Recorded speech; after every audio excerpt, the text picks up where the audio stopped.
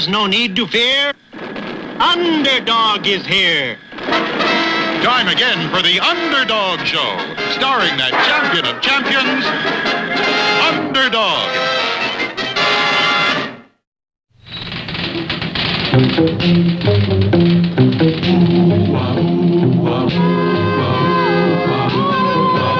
When criminals in this world appear and bring the laws that they should fear and frighten all who see or hear, the cry goes up both far and near for Underdog.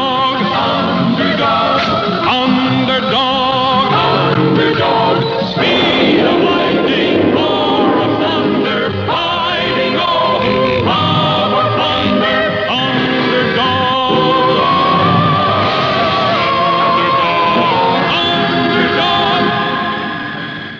Things were really jumping at the Megapolis Zoo.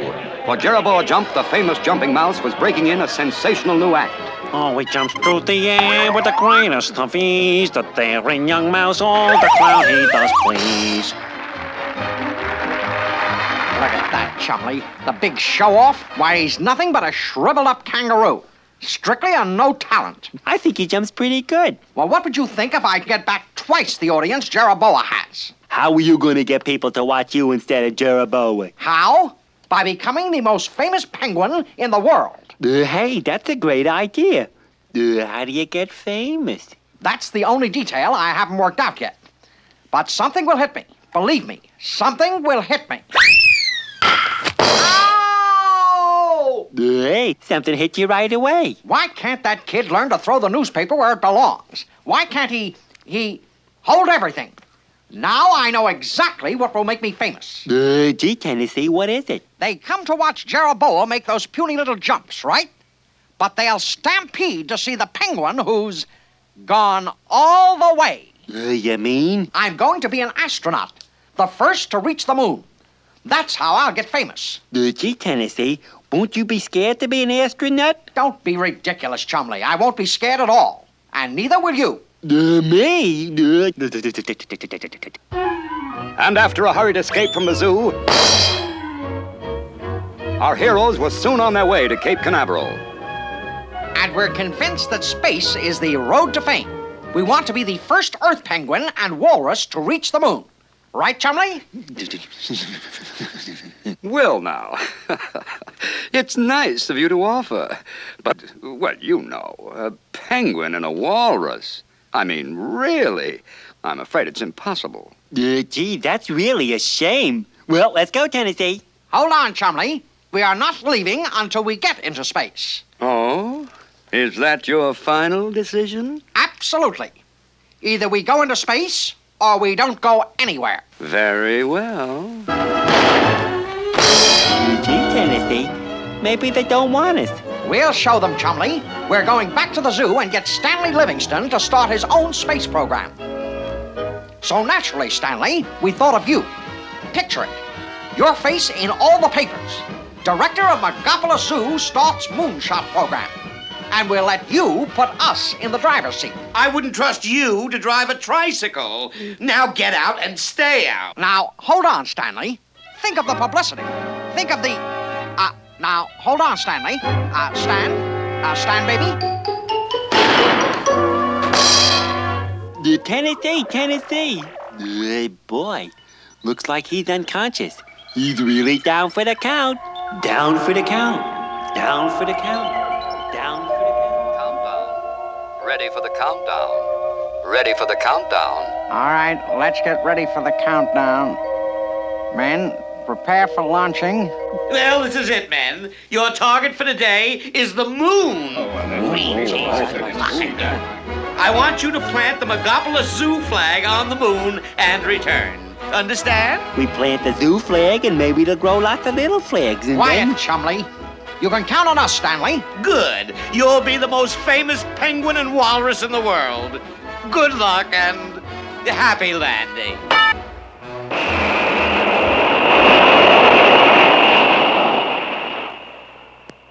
All right, Chumley, set course for the moon. Okay, Tennessee. Which way is the moon? Which way? Why, up, of course. Up, but I can't see it, though. How far away is it? Why, I guess it must be, Chumley, snap on your teletopper. We'd better get in touch with Mr. Whoopi. This is Tennessee calling Mr. Whoopi. Come in, Mr. Whoopi. Hello, Tennessee. Whoopi here. Where are you? In the zoo spaceship, headed for the moon.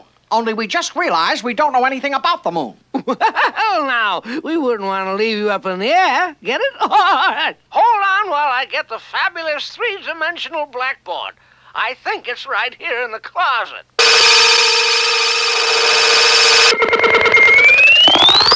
I guess he found it. Turn up your viewscope and we'll see what the 3D BB can tell us about the moon. Okay, Mr. Whoopi. First, we need to know how far away it is. Well, the moon is the Earth's nearest neighbor, only 240,000 miles away. 240,000 miles? That's pretty far. What if we miss it? How big is the moon? It's much smaller than the Earth, Tennessee. Why, if the Earth were hollow, it would hold about 50 moons. We're just trying to find one. Well, at least it will be lit up. That should be a big help. Now, hold on, Tennessee. The moon doesn't really light up. You see, it doesn't give off its own light the way the sun does. But it always looks bright at night. No, not always. You see, the moon simply reflects the light that shines on it from the sun. And we, here on Earth, only see the part of the moon that the sun lights up. Once each month, the sun, Earth, and moon are in this position, with the Earth in the middle. Then the sun can shine on all of the side toward the Earth, and we see the moon as a full circle. But 2 weeks later, the sun, Earth, and moon are in this position, with the moon in the middle. Then the side of the moon toward the Earth is not lit up at all, and the moon seems to have disappeared. In between times, as the moon circles around the Earth, we see only a portion of it lit up like this. Yeah, but what does the moon really look like, Mr. Whoopi? Is there really a man in it? No, Chumley. That's just the shadows caused by the mountains and plains on its surface.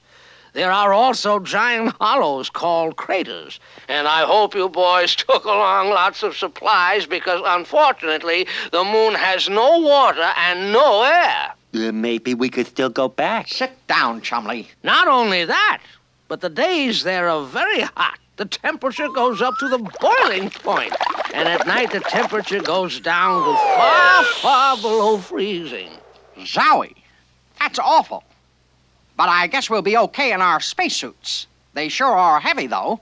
Well, they'll be much lighter on the moon. Lighter? Yes, and you'll be lighter, too. Why, if you weigh 90 pounds on Earth, you'll weigh only 15 pounds on the moon.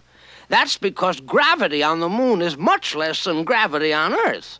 On the moon, you'll weigh so little, you'll be able to jump as high as the height of a tall building. Oh, boy. I'm going to take movies. Jeroboa Jump will turn green with envy. Hey, look, Tennessee, out the windshield. It's the moon. Signing off, Mr. Whoopi. Over and out. We're going in for a landing. Fire the retro rockets, Chumley. The retro what it? The retro rockets. The things that slow us down. Those red buttons in the middle of the instrument panel. Hurry up, Chumley. The moon is coming right up in our laps. I pushed all the buttons, Tennessee, and nothing's happened. We're gonna crash. We're going to hit the moon. Abandon ship. Get ready to jump. Get ready to jump. Get ready to jump. Get ready to jump. Jump. Jump. Jump. Jump. What happened? What are all those people laughing at? They're laughing at you, Tennessee. Boy, you sure were funny when you were dreaming. And you got all the people watching you instead of Jeroboa Jump. Dreaming? Watching me? Well, that's a lucky break, Chumley. Because even in my dreams, my space project turned out to be a crash program.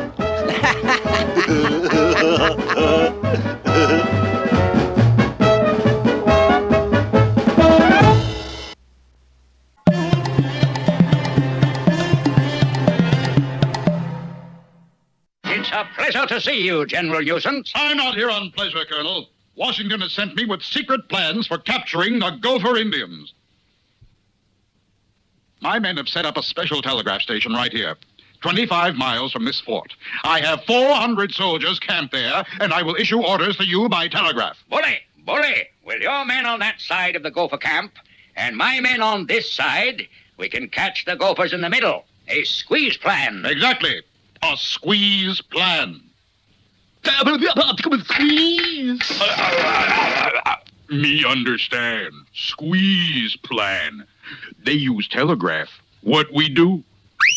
Rufflefeather's plot was a simple one. He and Running Board quickly set up their own telegraph station in between the general's camp and the colonel's fort. Now we get general's message, but send different message to colonel. Oopie doopie, we have fun. Soldier, take this telegram for the colonel. You and your men chase Indians into Gopher Pass. My men will capture them as they come out other end of pass.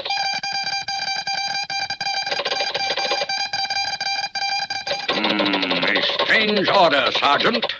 You and I are to disguise ourselves as Indians and ride through Gopher Pass.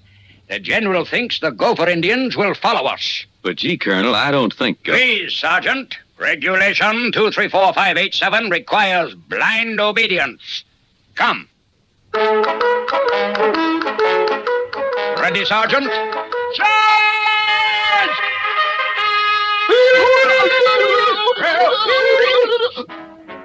Stop! Stop! This is against Army regulation. Colonel, what's the meaning of this? Can't you carry out a simple order? But, General... Get back to your fort at once and prepare for new orders. And this time you had better carry them out properly. So, I order you to sneak up to the Gopher camp, build a smoking fire nearby, and then retreat. We will then shell the Gopher camp with cannon. I order you and the sergeant to ride into the desert, build a smoking fire, and wait for my men to meet you there with surprise. Come along, Sergeant. I see the fire, General. Right. All right, men. Prepare to open fire. Well, here we are, Sergeant. I wonder what surprise the General's men will have for us. I love surprises.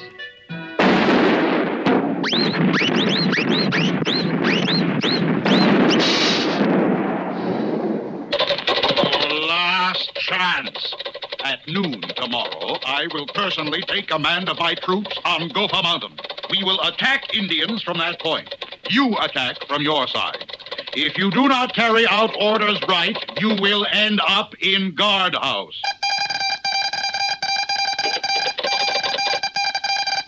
Have discovered Gopher Indians holding big powwow on Gopher Mountain. Set up dynamite explosion there and explode from fort at noon tomorrow. Bully! A fine plan. Come along, Sergeant. Well, it's 3 minutes to noon, soldier.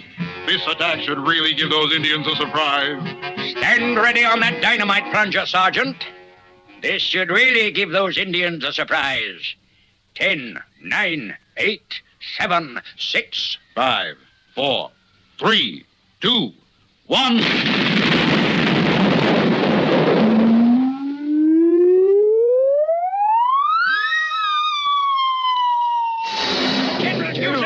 General... You nincompoop! You'll be sure and be with us for our next adventure. Maybe the Colonel and I'll be out of the guardhouse by then.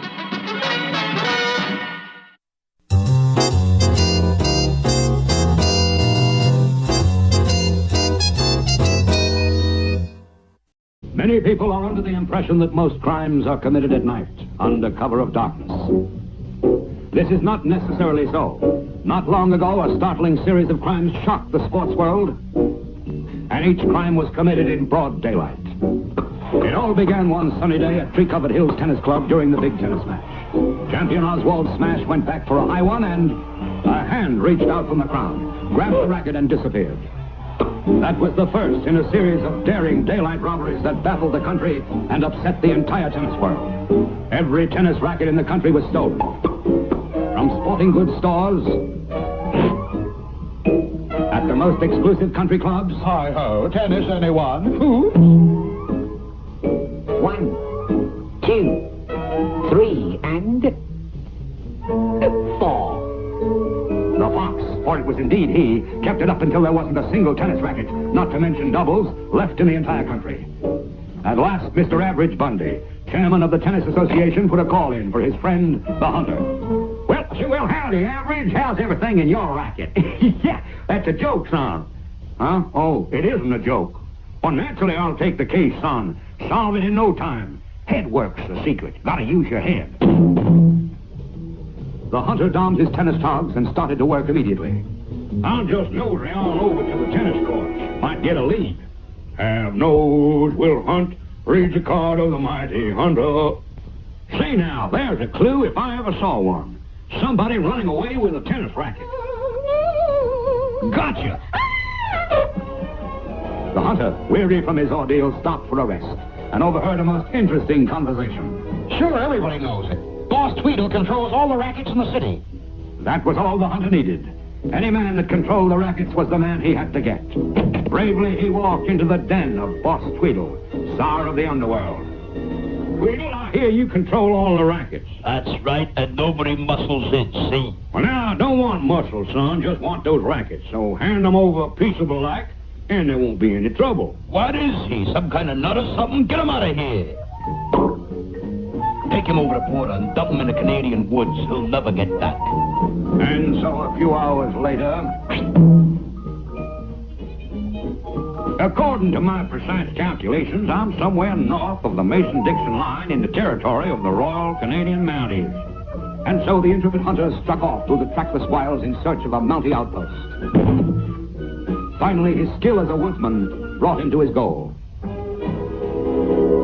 My grannies, I never did see so many redcoats. Son, what's going on here? Trader Tom's big snowshoe sale. However, the snowshoes looked very much like tennis rackets, and Trader Tom looked like... All right, men, step right up and get your snowshoes. Genuine imported snowshoes in the very latest modern design. Direct from the U.S. of A. And at the unlimited price of $9.99. Get several pairs to go with your uniform. Remember, you won't get your band if you haven't got your snowshoes. Step right up. Here you are, sir. Now, just a cotton blooming minute. Look here, son, There you are, pal. Now, let it snow, huh? That'll be $9.99. Thank you. Look out! Look out! Oh, no, you clumsy! Uh-huh. You wily, clever criminal, I've got you at last. And so the hunter solved another baffling crime and earned the undying gratitude of the tennis world. Who was that great tennis player? Tennis player? That, sir, was the hunter.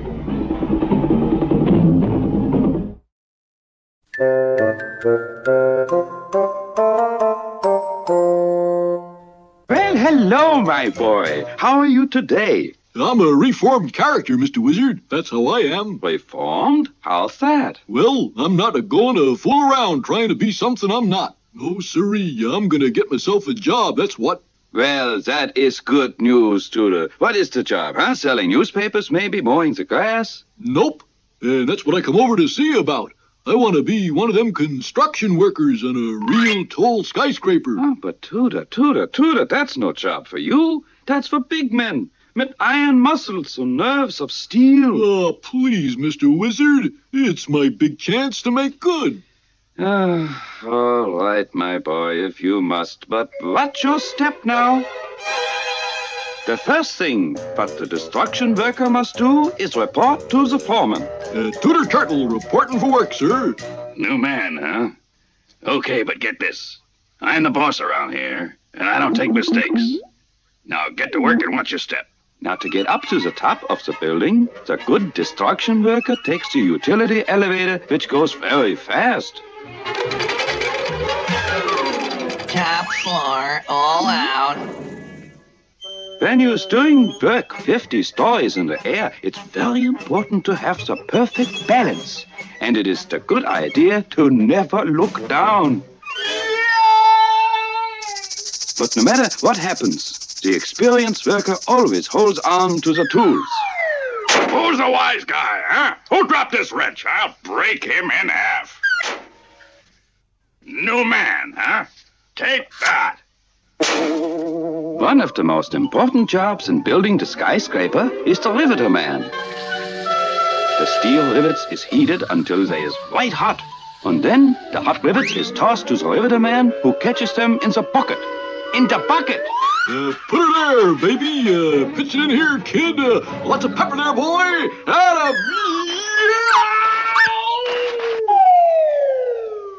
Yeah, my back, my shirt, yeah!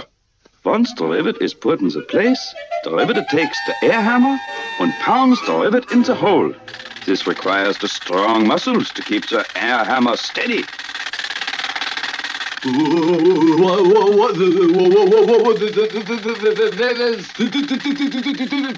Stop, I say! You bumble-headed, butter-fingered baboon!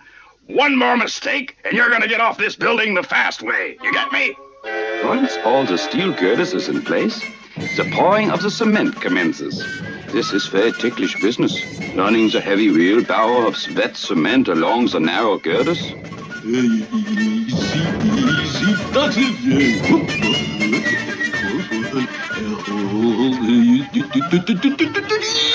Look out! Now what? 8, 9, 10. I'll smear him. I'll concrete him. Let me at him.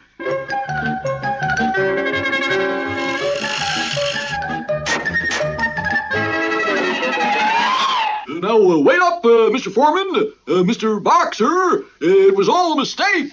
Yeah, your last mistake. But I can explain honesty if you'll only give me a chance.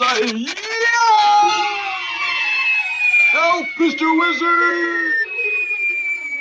Please help me quick! Oh, my. Trestle, trestle, trestle, drum. Time for this one to come home.